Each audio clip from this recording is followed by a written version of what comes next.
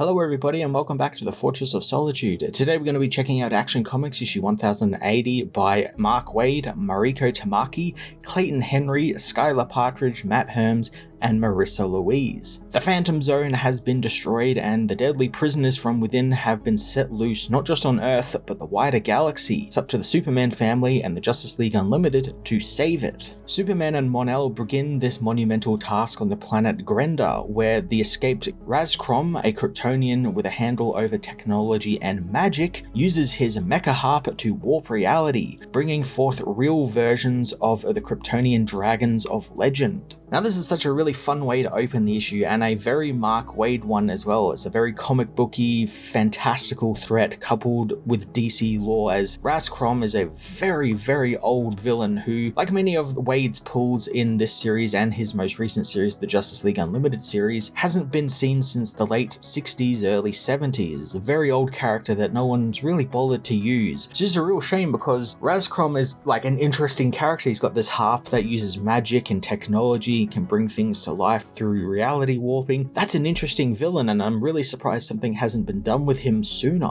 After some quick thinking from Mon-El, who depowers Raz with some kryptonite, they are able to seal the villain back in the Phantom Zone with some handy Zoner guns that blast the villain back into the prison. Superman is concerned that Mon-El's phase circuitry he built from Ether's sphere could fail at any time, causing Mon to become poisoned again, and suggests that maybe he too return to the zone. But Mon-El refuses and wants to keep on moving to capture the Kryptonians. Mon's shift in personalities from the guy Cal thought as a brother and who he kind of grew up with for a little bit there, to a more hardened, jaded, and someone who's actually killed in the name of survival hasn't really been properly addressed yet. It's definitely building towards it, or at least something is going to happen between these two. But it feels like it probably should have been broached by now, especially because Waid has planted all of these seeds where Mon has done all of these terrible things and has either told Kal-El about them, or Clark has kind of realized that, oh, this isn't the person I once knew. But nothing has ever given them a chance to sort of hash that out, and they really should have by now. While the heroes move on to their next target, Powergirl takes on Fiora, who has decimated New Thanagar's security. We get a neat little slugfest between Powergirl and Fiora here,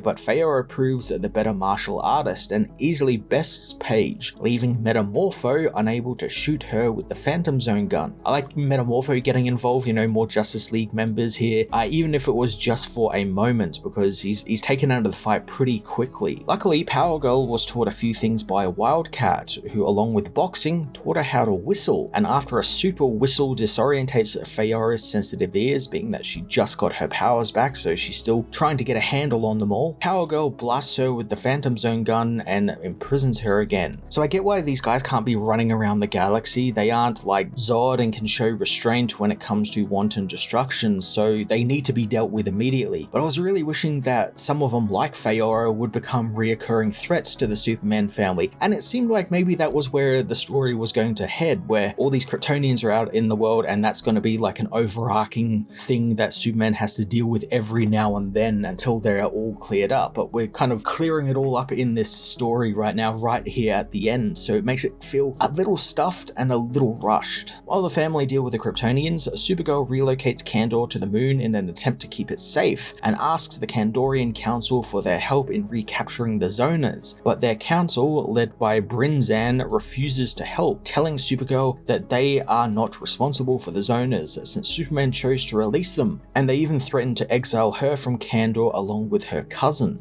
As I said last issue, I think it's really cool that the daughter of the man who was threatening Jor-El and Superman when he traveled back in time to Krypton is now in present day and is there represented by his own daughter, and she is now threatening the Superman family. It's fun seeing that no matter what Jor was able to do on Krypton, what the heroes are able to do here, there's just still so much ingrained ego and stubbornness in this Kryptonian Council and in their lineage. Waid kind of explored this a couple of issues ago when Clark found out about them wanting to exile exile him for what they did, and he was kind of heartbroken a little bit after everything he had done for them. He had that very human moment where he was kind of angry at them that, you know, he'd saved their lives, saved all their people and their heritage, and they just turned on him because he might have broken like an age-old law that he probably had no idea existed. So I like it, we kind of getting a through line here with that, and through line with the exile of Superman from Kandor and from Kryptonian culture. Supergirl leaves them to help the others, but warns them that the Zoners will come after them for revenge too if the family cannot stop them. Out in the galaxy on Lupra, Superboy and King Kong end up fighting a very interesting threat, since Wade reveals that Krypton has its own version of metahumans or mutants in a few genetic anomalies, which led to these two Kryptonians they are fighting having a form of pyrokinesis, which can actively hurt the heroes. I really love the idea of exploring things like this with Kryptonians, since we know metahumans aren't just relegated to Earth, they do appear more on Earth than anywhere else. The Dark Crisis of Infinite Earths actually dealt with that idea that Earth is kind of like a hotspot of metahumans, but they do appear on multiple worlds elsewhere, just very far and few between. Despite the extra kick of the fire powers though, the twins are easily bested by the arrival of the Kun Fleet, which Superboy now has command over thanks to his and Kenan's little side adventure a few issues ago. The distraction gives the heroes time to zap the Kryptonians back into the zone again, and Wade bringing up the Kun Fleet was some really fantastic setup and payoff stuff. There's a reason for them to be there though, and I'm sure by the end of this arc the fleet will not be in Superboy's command anymore, or maybe it will, and maybe that's going to be kind of like a running thing now where he is much like in that Kenny Porter series, kind of the Superboy who's like the cosmic hero of the family and is out traveling the universe, because that would actually be pretty cool if he was in charge of the Kund and he led them to a more peaceful life and kind of taking them away from war and whatnot. I think that would be pretty cool. I can also see it being a bit of a problem and a bit of a crutch maybe for some writers, because, you know, we have a Superman family member here who's now in charge of like a huge war fleet, you know, that could easily stop many different threats, and, you know, I could see that being like a hindrance on something to where it's like, oh, well, why don't we just bring in that fleet? Why don't we just do this? Why don't we just do that with it? So I have to assume it's probably going to go away pretty soon. Side note, I also love that Superboy now has a use for that thigh holster he always wears, and he can now carry the Phantom Zone gun in it, and that would be kind of like a cool accessory for all of these family members if somewhere on their costumes, you know, be it hidden in like their capes or something, like we've seen Superman is able to have pockets in the cape that kind of defy the laws of physics and whatnot. If they just have like a Phantom Zone gun to use whenever they need to against Kryptonians or bigger threats that they just want to banish to the prison. John Kent, meanwhile, protects New Karuga from Professor Varcox, a genetic scientist who uses his serums and potions to create monstrous sea creatures from the plant and animal life. Luckily for John, he's been teamed with Aquaman, who helps take out the villain thanks to being able to talk with the alien fish life. Now, I don't think there needed to be an explanation for why Aquaman could do this. You know, he can talk to fish, yeah, sure, and maybe he'll be able to talk with, you know, alien fish. But Wade does provide a little bit of a explanation, revealing that the alien sea life shares enough cephalopodic brain chemistry with Earth-based sea life that he can easily talk with it, and he convinces the monster that Varcox made to return to the ocean and stay away from the land and the people on it. I'm quite surprised at how sparingly Wade is using the Justice League stuff in this issue, as they were set to join in the hunt for the Kryptonians, but Aquaman has really been the only team member to turn up and actually do something. Metamorpho was in the book earlier on, but didn't really do much and was just there to, you know, we get to see Fiora kind of punch through him, but not really hurt him because he's Metamorpho. I guess maybe he just doesn't want to lose focus on the Superman family, since, you know, this is a Superman family book, which is commendable, but I feel like maybe one more cameo would have been cool. Like maybe Zatanna helped out with Raz Crom and his magic or something. She was able to like nullify it or something. It would have just been cool to see like more members after they had been peppered throughout the previous issues, you know, looking into the stuff Ether was doing to the sun and being very well aware of this whole threat. While the heroes have been taking down the Kryptonians, Superman Superman finds himself in a violent brawl with Jaxo on the planet Brawl. Wade gives Superman an interesting attitude to his fight with Jaxo, as it was this villain's crimes which outlawed space travel on Krypton, meaning had he not committed his crimes, some of Krypton might have actually survived. This isn't the first time Wade has written Jaxo vs Superman recently, as well as he did an arc in his World's Finest book that featured both the characters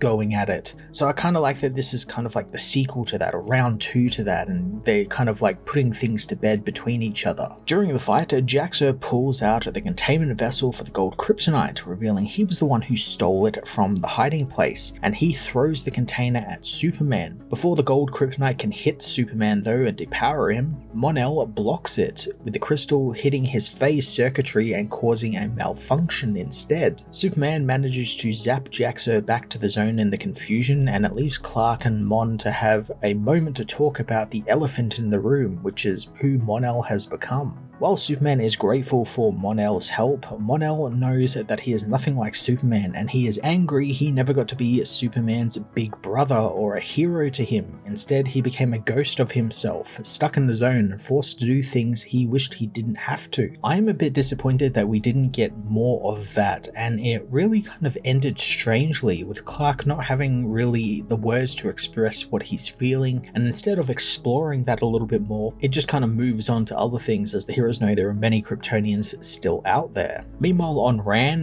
where 3 yellow suns massively boost Kryptonian powers, 3 Kryptonians decimate the cities with nothing to stop them. The only thing to stop them though is their boss Zardu, the Phantom King, who claws his way out of the zone via one of the portals that we saw Superman fall through when he was transported into the eye of the zone. Zardu proclaims himself the king of the Kryptonians, and he'll have his revenge on Superman and his family. Now I'm really happy that Zardu is now back into the fold of things, since I didn't particularly like how he was kind of taken out of the story. He was just literally dumped into a hole and kind of forgotten about for a couple of issues. And I like that Wade frames it here as him being the big final threat of the entire story. You know, he's the first threat that Superman sees when he got into the zone at the start of the story, and now he's kind of rounding it out here, which is really quite cool. I am hoping for a little bit of a twist though, since remember, Mon-El was masquerading as Zardu in the beginning of the story, and I think it would be an awesome twist if this wasn't Zardu at all, but it's Mon-El again in disguise, and he's trying to lure the Kryptonians back into the zone or into an area where they can all be zapped into the zone again. And either way, I'm looking forward to seeing what Mark Waid has in store for us in the next issue. The Supergirl Backup continues, as well as prisoner 8912 physically fuses with Supergirl and Powergirl's psychic form, creating a newer, stronger being to fight the prisoner's brother. Despite the extra power though, the prisoner's brother tells them that his sister will inevitably fail and cannot escape who she is deep down.